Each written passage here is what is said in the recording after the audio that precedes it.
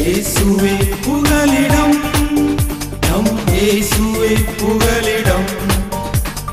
இயேசுவே புகலிடம், நம் இயேசுவே புகலிடம்.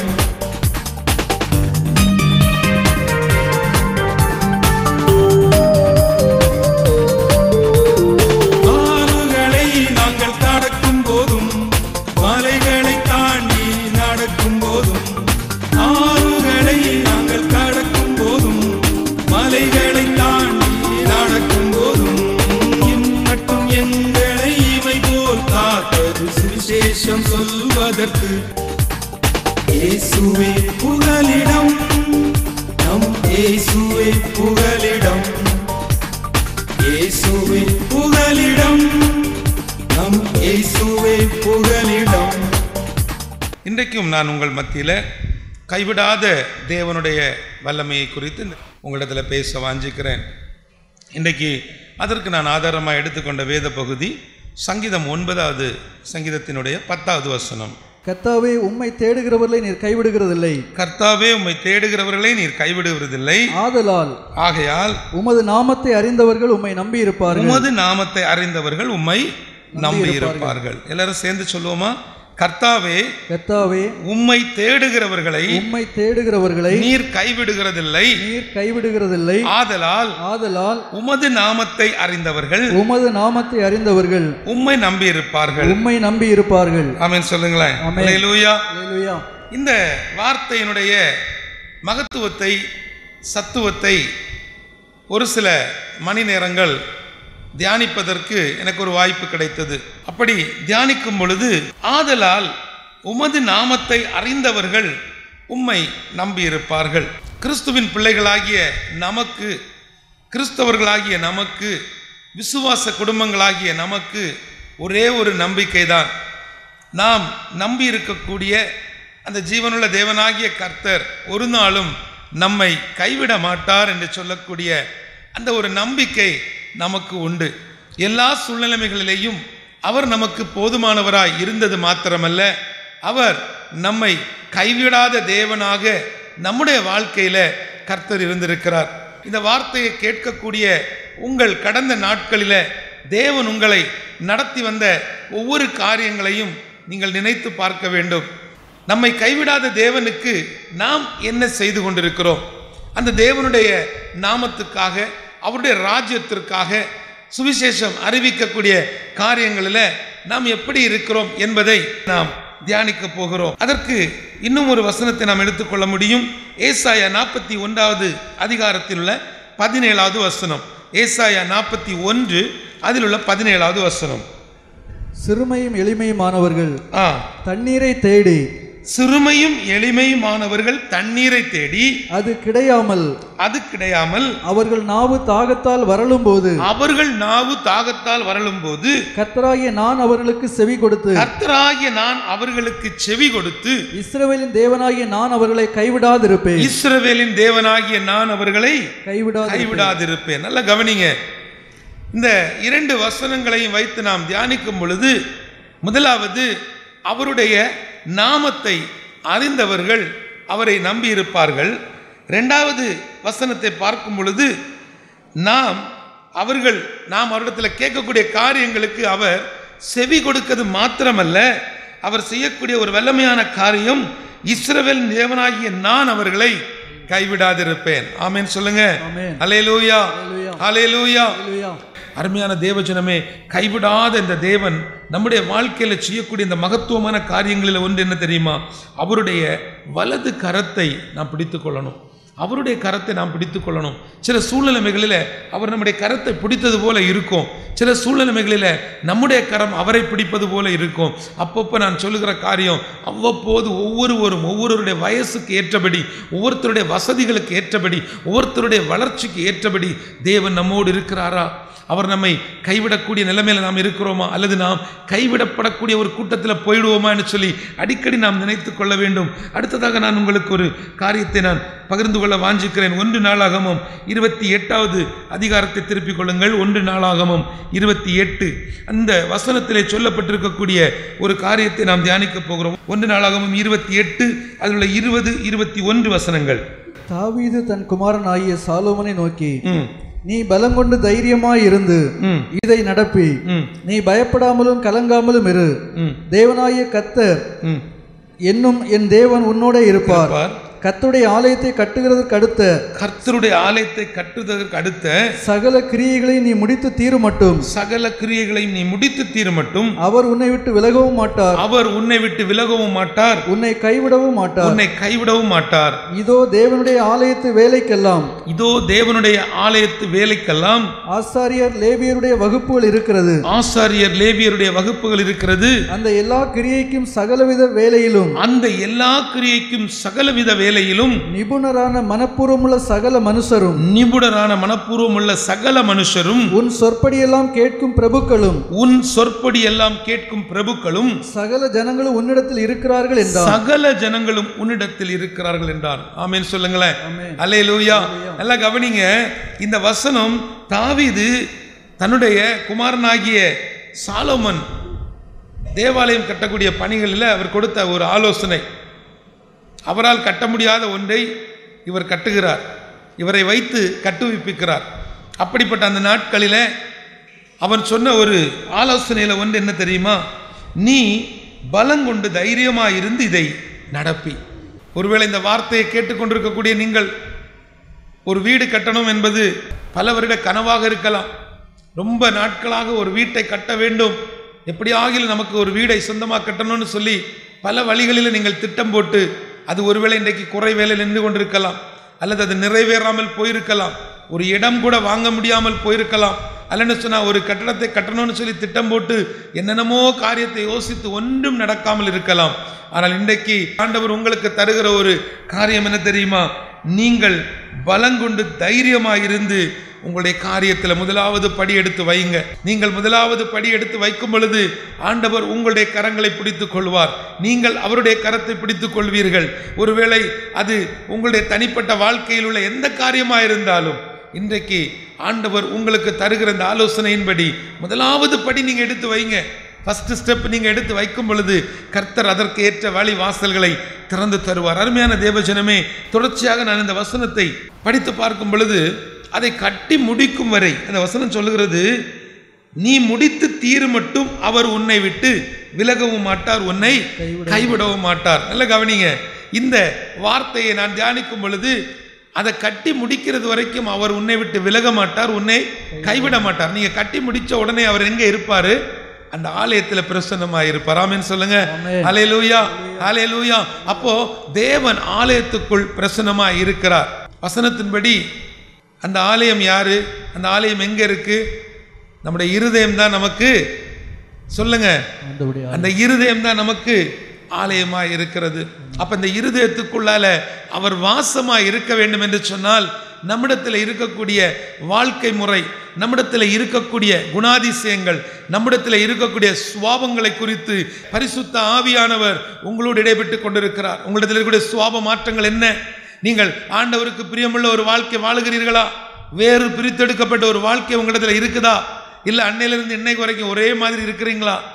நான் யாருக்கு எந்த கெடுதலும் செய்யலை, நான் யாரிடத்திலும் எதையும் கண்டுகிடுறது இல்லை, நான் யார்கிட்ட எதுவும் பேசுறதில்லைன்னு வாழ்ந்து கொண்டு இருக்கிறீங்களா? இன்றைக்கு இந்த காலகட்டங்களில் ஆண்டவர் நம்மை நிர்மூலமாக்காமல் வைத்திருப்பது அவருடைய சுத்த கிருபை. அதை விட மேலான ஒரு காரியம், அவர் நம்மை கொண்டு மிகப்பெரிய ஒரு காரியத்தை செய்வதற்கான திட்டத்தை வைத்திருக்கிறார். நீங்கள் சிறு பிள்ளையாய் இருந்தாலும், வாலிபர்களாய் இருந்தாலும், பெரியவர்களாய் இருந்தாலும், நீங்கள் யாராய் இருந்தாலும் ஆண்டவருடைய அன்பை மற்றவர்களுக்கு சொல்ல வேண்டிய ஒரு கட்டாயம் நமக்கு உண்டு. அவருடைய அன்பை மற்றவர்களுக்கு அறிவிக்க வேண்டிய சூழ்நிலைமைகளை நாம் உருவாக்கி கொள்ள வேண்டும்.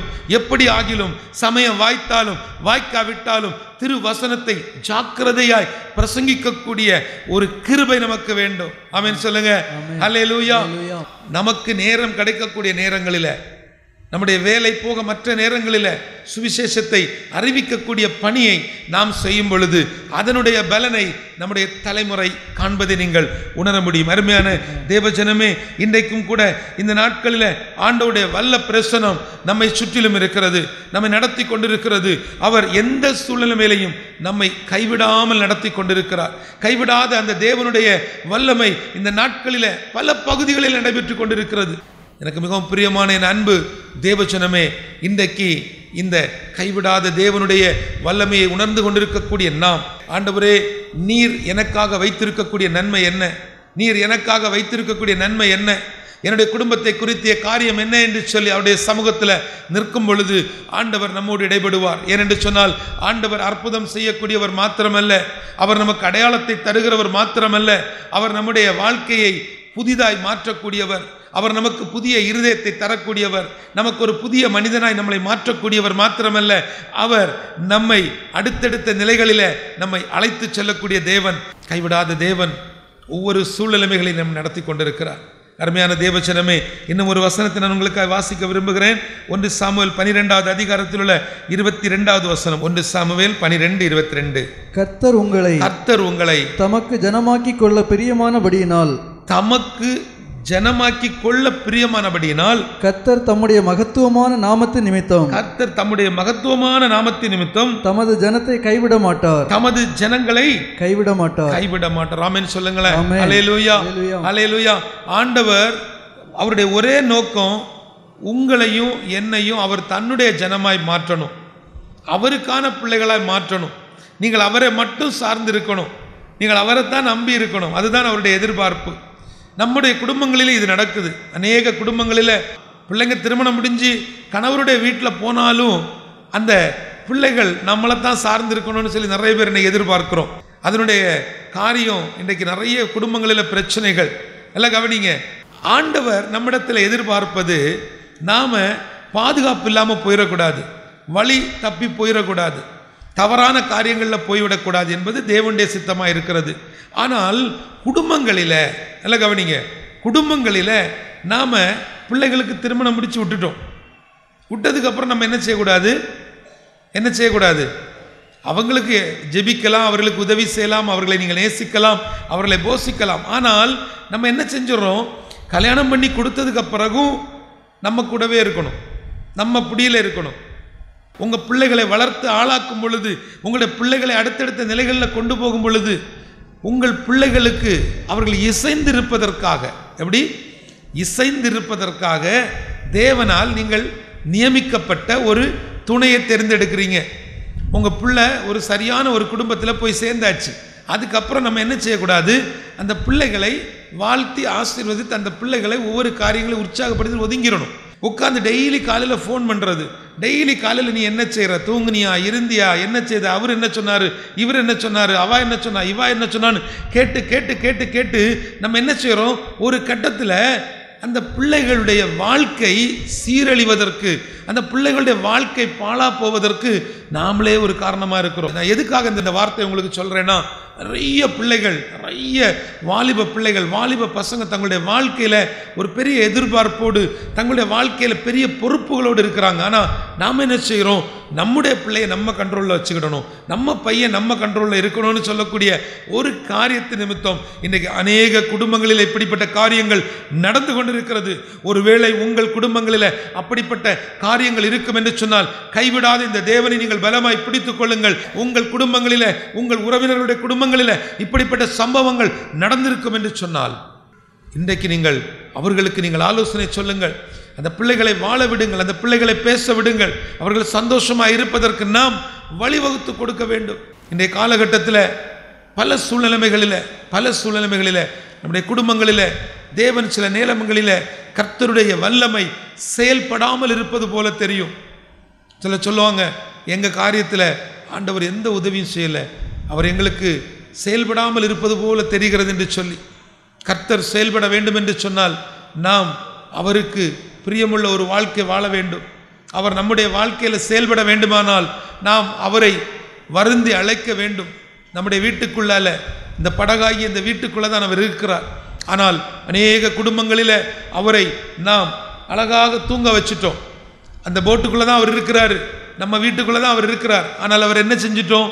நல்ல போட்டில் அவர் இருக்கிறார், நித்திரை அழகா தூங்க விட்டுட்டோம். பெரிய புயல் காற்று அடித்து எழும்பும் பொழுது ஐயரே மடிந்து போகிறது உங்களுக்கு கவலை இல்லையான்னு கத்தின பிறதான் அவர் எழும்புறார். நம்ம வீட்டுக்குள்ளே அதே நிலைமை தான் இப்போ நடக்குது. வீட்டில் சந்தோஷம், சமாதானம், இந்த மாதிரி காரியங்கள் நல்ல நிலைமைகளில் செழிப்பாக இருக்கும் பொழுது ஆண்டவரை தேடுற அனுபவம் இல்லை. ஆனால் பிரச்சனைகள் வரும் பொழுது ஆண்டவரே ஆண்டவரே எங்களுக்கு உதவி செய்யுங்க நம்ம கதறுகிறோம். ஆனால் இருக்கிற நாட்களில் அந்த கைவிடாத தேவனுடைய வல்லமையை உணர்ந்து நாம் அவரை ஆராதிக்கக்கூடிய ஜனங்களாய், அவரை மகிமைப்படுத்தக்கூடிய ஜனங்களாய் இன்னைக்கு எத்தனை பேர் நீங்கள் உங்களை ஒப்பு கொடுக்க முடியும்? ஆண்டவரே நீங்கள் தான் எங்களை நடத்தக்கூடிய தேவன், உங்களை தவிர வேற சாய்ஸ் இல்லை. இந்த இடத்துல இருக்கக்கூடிய அநேகர் ஆண்டவரை தாண்டி, ஆண்டவரை தவிர, தேவனை தாண்டி, அவருடைய வல்லமையை தாண்டி இன்னும் சில காரியங்களில் நீங்கள் விழுந்து கிடக்குறீங்க. அநேகர் நீங்கள் தேவனுடைய வல்லமையை மட்டுப்படுத்துகிறீங்க, பரிசுத்த ஆவியானுடைய செயலை மட்டுப்படுத்துகிறீங்க. கர்த்தருடைய வார்த்தை உனக்காக வந்து கொண்டிருக்கிறது. நீ ஆண்டவரை முழு மனதாய் முழு இருதயத்தோடு அவரை மாத்திரம் நம்பணும். அவரை தாண்டி போயிடக்கூடாது. சில நேரங்களில் இந்த இடத்துல இருக்கக்கூடிய உங்களுக்கு ஆண்டவரை தாண்டி சில அனுபவங்கள், அவரை தாண்டி சில நபரிடத்தில் நீங்கள் போய் நிற்கிறீங்க. தேவனை மட்டுப்படுத்தக்கூடிய காரியங்கள் உங்கள் வாழ்க்கையில் நடக்கும் என்று சொன்னால் சில சூழ்நிலைகளில் அவர் நம்மை கைவிட்டு விடுவார். காரணம் என்ன தெரியுமா? அவர் கைவிடாத தேவன் தான். ஆனால் நீங்கள் அவரை வைக்க வேண்டிய இடத்துல, அவரை ஏற்ற நேரத்தில், சரியான இடங்களில், ஒவ்வொரு இடங்களில் தேவனை மாத்திரம் நீங்கள் உயர்த்தி பிடிப்பீர்கள் என்று சொன்னால் அந்த ஜீவனுள்ள தேவன் நம்முடைய வாழ்க்கையில் கைவிடாத தேவனாய் வெளிப்படுவார். இந்த வார்த்தையை கேட்கிற நீங்கள் பல இடங்களில் தேவனை உயர்த்த வேண்டிய இடங்களில் நீங்கள் அவரை மட்டுப்படுத்தி இருக்கிறீர்கள். பல குடும்பங்களோடு கர்த்தர் இடைப்பட்டு கொண்டிருக்கிறார். அருமையான தேவ ஜனமே, ஆண்டவர் நமக்கு சொல்லுகிற வார்த்தை, கர்த்தாவே உம்மை தேடுகிறவர்களை நீர் கைவிடுகிறதில்லை, ஆதலால் உமது நாமத்தை அறிந்தவர்கள் உம்மை நம்பி இருப்பார்கள். எத்தனை பேர் நீங்க சொல்ல முடியும்? ஆண்டவரே நாங்க உம்மைத்தான் நம்பி இருக்கோம்ப்பா, எந்த சூழ்நிலை உங்களை நாங்க விட்டு விலக மாட்டோம், இன்னொரு சாய்ஸ் கொடுக்க மாட்டோம். அநேகர் கர்த்தர் இந்த வார்த்தையை திரும்ப உங்களோடு இடைபடுகிறார். அநேகர் நீங்கள் ஆண்டவரை தான் நம்பி இருக்கிறீங்க, ஆனா உங்களை அறியாமலே இன்னொரு எதிர்பார்ப்பு, இன்னொரு நுகத்தில் போய் பிணைகிறீங்க, இன்னொரு காரியத்துக்காக தேடி போகிறீங்க. ஒருவேளை அது ஜோசியமா இருக்கலாம், அல்லது குறி பார்க்கிற காரியமா இருக்கலாம், அல்லன்னு சொன்னா ஏதோ ஒரு காரியத்தில் நீங்கள் தேவனை விட்டு விலகி செல்லக்கூடிய ஒரு அனுபவம் உங்கள் வாழ்க்கையில இருப்பதை கர்த்தர் திட்டமும் தெளிவுமாய் உங்களுக்கு உரைக்கிறார். நீங்கள் யாரா இருந்தாலும் சரி, எப்படிப்பட்டவர்களாக இருந்தாலும் சரி, ஆண்டவருக்கு கொடுக்க வேண்டிய முக்கியத்துவத்தை மறந்து தேவனை உயர்த்த வேண்டிய அந்த ஸ்தானங்களில் தேவனுக்கு கொடுக்க வேண்டிய அந்த முக்கியத்துவத்தை விட்டு இன்னொரு காரியத்துக்கு நாம் போவோம் என்று சொன்னால் நிச்சயமாய் நாம் கைவிடப்பட்ட ஒரு கூட்டத்தில் தான் இருப்போம். அவருடைய வருகையில் நமக்கு பங்கு இல்லை, அந்த வருகையில் நமக்கு நிச்சயமாய் பங்கு இருக்காது. கடைசியான இன்னொரு வார்த்தையை நான் உங்களுக்கு தியானித்து சொல்லித்தர விரும்புகிறேன். சங்கீதம் 37 அதில் உள்ள 25வது வசனம். நான் இளைஞனாயிருந்தேன், முதிர் வயது உள்ளவனானேன், ஆனாலும் நீதிமான் கைவிடப்பட்டதையும் அவன் சந்ததி அப்பத்துக்கு இறந்து திரிகிறதையும் நான் காணவில்லை. நல்ல கவனிங்க. ஆண்டவருக்காக, அவருடைய ராஜ்யத்திற்காக, ஒரு கிறிஸ்தவ ஒரு பாரம்பரியத்தில் நம்ம இருந்தாலும் கர்த்தருக்காக செய்ய வேண்டிய காரியங்கள் எல்லாவற்றையும் செய்து ஒரு நீதிமானாக, குறிப்பாக இயேசுடைய இரத்தத்தினாலே கழுகப்பட்டு சுத்திகரிக்கப்பட்டு ஒரு நீதிமானாக நம்ம மாற்றப்பட்டிருக்கிறோம். அந்த விசுவாசம் உள்ளவர்களுக்கு இந்த வார்த்தை சரியாக இருக்கும். இங்கே சொல்லப்பட்டபடி நீதிமானுடைய சந்ததிக்கு தேவன் செய்யக்கூடிய ஒரு ஆசீர்வாதம் என்ன? நீதிமானுடைய பிள்ளைகள் ஒரு நாளும் அப்பத்துக்கு சொல்லுங்க இறந்து தெரியாது, யாரிடத்திலையும் போய் கை நீட்டாது. அப்படிப்பட்ட சூழ்நிலைமை கர்த்தர் கொடுக்க மாட்டார். ஒவ்வொரு சூழ்நிலைமைகளிலேயும் அவர் நம்மை கைவிடாத தேவனாய் நடத்தி கொண்டிருக்கிறார். இன்றைக்கு உங்களுடைய தனிப்பட்ட வாழ்க்கையில் அந்த தேவன் எப்படி செயல்படுகிறார்? உங்களுடைய தனிப்பட்ட வாழ்க்கையில், உங்களுடைய குடும்ப வாழ்வில், உங்களுடைய ஆவிக்குரிய ஜீவிதத்தில், உங்களுடைய வியாபாரத்தில், உங்களுடைய வேலையில் அவருடைய கரம் எப்படி செயல்படுகிறது? கொஞ்சம் யோசிச்சு பாருங்க. அருமையான தேவஜனமே, இன்றைக்கு கர்த்தர் நம்ம மத்தியில் ஒரு கைவிடாத தேவனாக வெளிப்பட்டிருக்கிறார். அநேக இடத்துல ஆண்டவர் பேசி கொண்டிருக்கிறார். நீதிமானுடைய சந்ததி ஒரு நாளும் கைவிடப்படாது. நீதிமானுடைய குடும்பங்கள் ஒரு நாளும் கைவிடப்படாது. கடைசி வரை நீங்கள் ஆண்டவருடைய சமூகத்தில் நீங்கள் நிற்கும் பொழுது கர்த்தர் நமக்காக யுத்தம் செய்வார். வசனத்தில் சொல்லப்பட்டிருக்கக்கூடிய ஆசீர்வாதங்கள் எல்லாமே நமக்கு தாங்க. ஆனால் இந்த ஆசீர்வாதங்களை நம்ம சுதந்திரிக்க வேண்டும் என்று சொன்னால் அவருடைய வார்த்தைக்கு கீழ்ப்படுகிறவர்களாக இருக்கணும். நம்முடைய குறைவு என்னன்னு தெரியும், நம்முடைய பிரச்சனை என்னங்கிறது நமக்கு தெரியும். ஆனால் ஆண்டவரை தேடி அவரிடத்தில் போகக்கூடிய அனுபவம் நமக்கு இல்லை. அவரை தேடி அவருடைய சமூகத்தில் போய் நிற்கணுங்கிற அந்த அனுபவம் நமக்கு இல்லாமல் இருக்கிறது. அநேக நேரங்களில் நம்மளை நாமளே என்ன நினச்சிக்கிறோம், நம்ம எல்லாம் ஜெபம் பண்ணால் என்ன நடக்கும், நம்ம எல்லாம் ஜெபம் பண்ணி என்ன நடக்க போகுது, நாம ஜெபம் பண்ணி இது நடக்குமா, நமக்கு யாராவது ஜெபிக்கணும். இல்லைங்க, நம்முடைய ஜெபத்தை கர்த்தர் கேட்பார். அநேகருடைய குடும்பங்களில் அவர் கைவிடாத தேவனாக வெளிப்பட்டிருக்கிறார். ஆனால் உங்களால் அவருக்கு நன்றி உள்ளவராக இருக்க முடியல. அதற்கு காரணம் நீங்கள் எடுத்த பொருத்தனைகளை, எடுத்த தீர்மானங்களில், சொன்ன வார்த்தைகளில் நீங்கள் உண்மையா இல்லை. எல்லாருடைய வாழ்க்கையில ஆண்டவருடைய அற்புத கரம் செயல்பட்டு கொண்டிருக்கிறது. அன்பு தேவச்சனமே, ஒருத்தருக்கு நன்மை செய்வதற்கு ஒரு வார்த்தையை கொடுத்து அந்த வார்த்தையில கவனமா இருங்க. ஆண்டவருக்கு கொடுக்கக்கூடிய பொருத்தனையில கவனமா இருங்க. ஆண்டவரே, நான் இந்த ஆலயத்துக்கு இதை செய்யணும், நான் இந்த மிஷனரி ஃபீல்டுக்கு இதை செய்யணும், நான் இந்த ஊழியக்காரருக்கு இதை செய்யணும்னு சொல்லி ஒரு பொருத்தனை நீங்கள் எடுத்தா அந்த பொருத்தனையில் உண்மையா இருங்க. நீங்கள் எடுக்கிற பொருத்தனை ஒரு மனிதனுக்கு அல்ல. நீங்கள் எடுக்கக்கூடிய ஒரு பொருத்தனையை கொண்டு ஒரு மனிதன் அல்ல வளருவது, கர்த்தருடைய ராஜ்யம் கட்டப்படுது. ஆமென் சொல்லுங்களேன். அல்லேலூயா. கடைசியாக நாம் ஒரு விசை கூட இந்த ஒரு வார்த்தையை நாம் முடிக்கலாம். 1 நாளாகமம் 28, 20, 21 இந்த வசனத்தை நாம் ஒரு விசை கூட படித்து நாம் ஜெபித்து முடிக்கலாம். 1 நாளாகமம் 28, 20, 21. தாவீது தன் குமாரனாகிய சாலோமனை நோக்கி, நீ பலங்கொண்டு தைரியமாய் இருந்து இதை நடப்பி, நீ பயப்படாமலும் கலங்காமலும் இரு. தேவனாகிய கர்த்தர் என்னும் என் தேவன் உன்னோடே இருப்பார். கர்த்தருடைய ஆலயத்தை கட்டுகிறதற்கு அடுத்த சகல கிரியைகளையும் நீ முடித்து தீரும் மட்டும் அவர் உன்னை விட்டு விலகவும் மாட்டார், உன்னை கைவிடவும் மாட்டார். இதோ தேவனுடைய ஆலயத்து வேலைக்கெல்லாம் ஆசாரியர் லேவியருடைய வகுப்புகள் இருக்கிறது. அந்த எல்லா கிரியைக்கும் சகலவித வேலையிலும் நிபுணரான மனப்பூர்வமுள்ள சகல மனுஷரும் உன் சொற்படியெல்லாம் கேட்கும் பிரபுக்களும் சகல ஜனங்களும் உன்னிடத்தில் இருக்கிறார்கள் என்றான். அல்லேலூயா, அல்லேலூயா. ஆண்டவருக்கு ஒரு ஆலயத்தை கட்டுவதற்கு இன்றைக்கு தெரிந்து கொள்ளுங்க, ஆண்டவருக்காக நாம் ஒரு ஆலயத்தை கட்டணும்னா எல்லா எல்லா விதமான வழிகளை கர்த்தரே தருவார். அந்த ஜீவனுள்ள தேவனாகிய கர்த்தருடைய வல்லமை, அந்த மகத்துவமுள்ள தேவனுடைய வல்லமை, அந்த கைவிடாத தேவனுடைய வல்லமை, இன்றைக்கும் அந்த தேவனுடைய வல்லமை ஜீவித்துக் கொண்டிருக்கிறது. இன்றைக்கும் அந்த தேவன் நம்மத்தில் ஜீவித்துக் கொண்டிருக்கிறார். அவர் நம்மோடு வாழ்ந்து கொண்டிருக்கிறார். அதனால தான் நான் உங்களுக்கு சொல்றேன், யதார்த்தமா வாழுங்க, யதார்த்தமா வாழுங்க. வசனத்தினுடைய ஒவ்வொரு ஆசீர்வாதங்களையும் நீங்கள் உணர்ந்து கொள்ள முடியும்.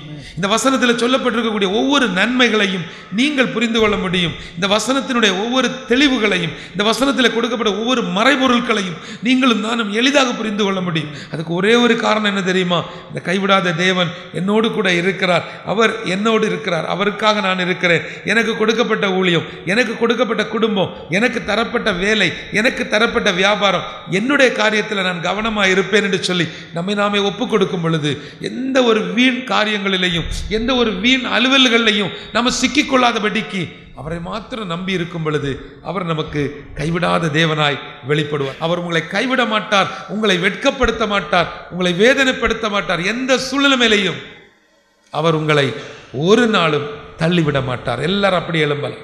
எல்லாரும் கண்களை மூடுங்க. யாராகிலும் நீங்க சில தீர்மானங்களை எடுத்து அந்த தீர்மானங்களை நிறைவேற்ற முடியாம இருக்கிறீங்களா? மனிதனிடத்தில் எடுப்பது தீர்மானம், தேவனிடத்தில் எடுப்பது பொருத்தனை. நீங்கள் எடுத்த தீர்மானங்கள், நீங்கள் கொடுத்த பொருத்தனைகள், நீங்கள் சொன்ன வாக்குகள், ஏதாகிலும் காரியங்கள், பெரியவர்கள், அருமையான uncle, senior citizen, uncle, aunty, ஒருவேளை உங்களுடைய கடந்த நாட்களில் உங்கள் பிள்ளைகளுக்கோ அல்லது ஏதாவது ஒரு காரியத்திற்கோ அல்லது ஊழியங்களுக்கோ அல்லது சபைக்கோ அல்லது போதகருக்கோ ஏதாவது ஒரு வழியில நீங்கள் சொன்ன காரியங்கள், நீங்கள் சொன்ன வார்த்தைகள் ஏதாகிலும் நீங்கள் நிறைவேற்றாமல் இருக்கிறீங்களா? ஃபுல்ஃபில் பண்ணாமல் இருக்கிறீங்களா? கொஞ்சம் யோசிங்களா. சொல்லுங்க, ஆண்டவரே, நான் எடுத்த பொருத்தனை, நான் சொன்ன வார்த்தைகள், நான் எடுத்த தீர்மானங்கள், இதுல நான் உண்மையா இருப்பேன்னு சொல்லுங்க. எல்லாரும் வாய்களை திறந்து இன்று முதல் என்னுடைய காரியங்கள், என்னுடைய குடும்ப காரியங்கள், என்னுடைய தேவைகள், என்னுடைய ஊழியங்கள், எனக்கான வேலைகள், என்னோட வியாபாரத்துல நான் உண்மையா இருப்பேன், நான் உறுதியா இருப்பேன், தேவனுக்கு முதலிடத்தை கொடுப்பேன்னு சொல்லுங்க. ஹல்லேலூயா. அப்பா, உமக்கு நன்றி, நன்றி, நன்றி, நன்றி. தயவு செய்து வீடுகள் யாராவது கட்டுகிறவர்கள் பாதியில வேலை நிக்குதுன்னா ஜெபம் பண்ணுங்க. ஆண்டவரே, எங்க வீட்டு வேலைகள் இந்த மாதத்துல நடக்கணும், இந்த வருஷத்துல நாங்க முடிச்சு பால் காய்க்கணும், பிரதிஷ்டை பண்ணணும். தேவைகளை கர்த்தர் அற்புதமாய் சந்திங்க அப்பா. ஒரு விஷயம் மனம் இறங்குங்க ஆண்டவரே. இந்த வருடத்துல வீட்டுக்கு நல்ல ஒரு இடம் வாங்க வேண்டும் என்று சொல்லி ஜெபித்துக் கொண்டிருக்கக்கூடிய விசுவாச குடும்பங்களை நிறைஞ்ச மனசோடு பிதா குமாரன் பரிசுத்தாவியின் நாமத்தினால மனதார ஆசீர்வதித்து ஜெபிக்கிறோம் ஆண்டவரே. ஓ கைவிடாத தேவனுடைய வல்லமையை உணர்ந்து கொண்ட ஜனங்கள், கைவிடாத தேவனுடைய வல்லமையை உணர்ந்து கொண்ட ஜனங்கள் இப்பொழுது கர்த்தாவே ஒரு விஷயம் நீர் மனம் இறங்க வேண்டும் என்று சொல்லி நாங்கள் ஜெபிக்கிறோம். எல்லாரும் வாய்களை திறந்து ஜெபிக்கலாமா? வீடுகளில் உட்கார்ந்து இந்த வார்த்தைகளை கேட்கிறவர்கள் அந்த கைவிடாத தேவனுடைய வல்லமையை நீங்கள் உணர்ந்து கொள்ளும்படியாய் எல்லாரும் எல்லாரும் எல்லாரும் எல்லாரும் ஜெபிக்கலாம். நீங்கள் பயப்படாமல் கலங்காமல் இருங்க. அந்த கர்த்தர் உங்களோடு கூட இருப்பார். அவர் உங்களை ஒரு நாளும் கைவிட மாட்டார். அவர் எந்த சூழ்நிலைகளிலும் உங்களை கைவிட மாட்டார். அருமை சகோதரனே சகோதரியே, ஒருவேளை நீ பலகீனப்பட்டிருக்கலாம், நீ ஒருவேளை வேதனைப்பட்டுக் கொண்டிருக்கலாம், இரவு நேரத்தில் தூக்கம் வராமல் தவித்துக் கொண்டிருக்கலாம், மரண பயத்தினால் அடிக்கடி வரக்கூடிய பொல்லாத சத்துருவின் அந்தகார வல்லமைகளை இயேசுவின் அதிகாரமுள்ள நாமத்தினால கடிந்து கட்டி அப்புறப்படுத்தி ஜெபிக்கிறோம். நன்றி செலுத்துகிறோம் ஆண்டவரே, நன்றி செலுத்துகிறோம் அப்பா. எங்கள் குடும்பங்கள் யாராகிலும் பலகீனப்பட்டிருப்பாங்கன்னா இந்த நேரத்தில் அவர்களுக்காக நாங்கள் ஜெபிக்கிறோம். அது எப்படிப்பட்ட பலகீனமாக இருந்தாலும், அது எப்படிப்பட்ட பலகீனமாக இருந்தாலும் வீண் செலவுகள், வீண் அலைச்சல்கள், குடும்ப ஏழ்கைகளை வராதபடிக்கு கர்த்தர் பொறுப்படுத்திக் கொள்ளுங்க, கர்த்தர் பொறுப்படுத்திக் கொள்ளுங்க. நீர் அப்படி செய்கிற கிருபைக்காய் நன்றி செலுத்துகிறோம். நன்றி அப்பா, நன்றி நன்றி நன்றி ஆண்டவரே.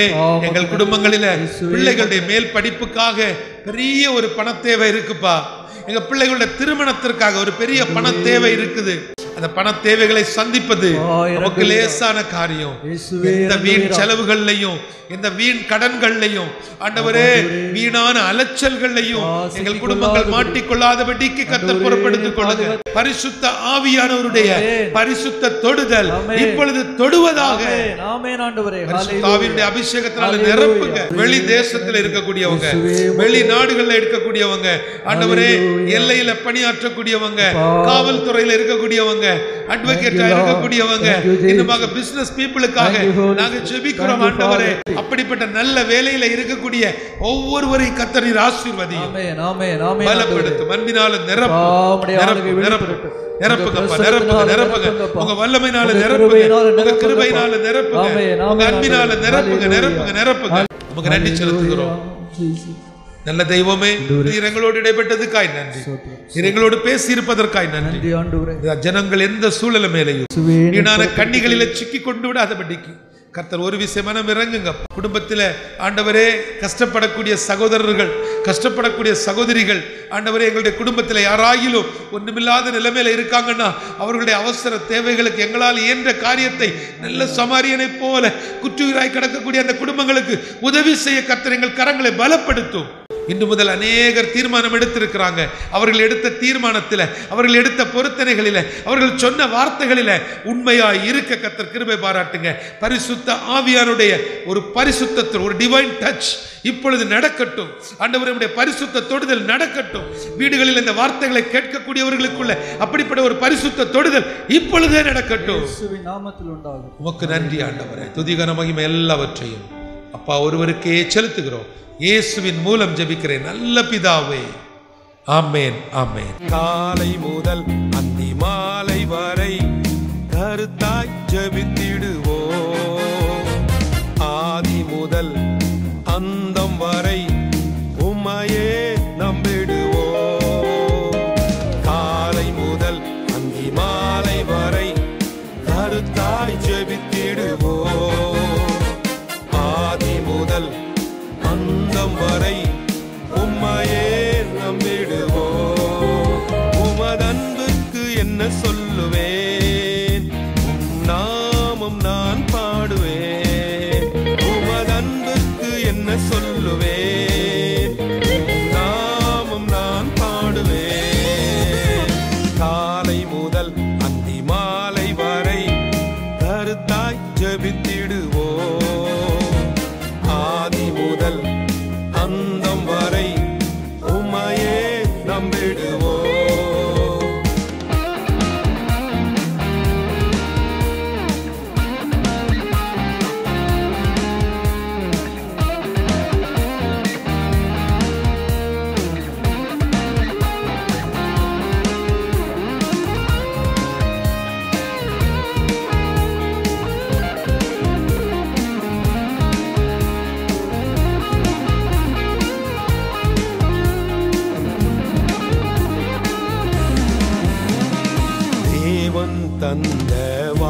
வாழ்க்கைக்கெல்லாம் காலம் அருகில் உண்டு. வாதைகள் தொடரும் பாதைக்கெல்லாம் இயேசுவின் இரத்தம் உண்டு.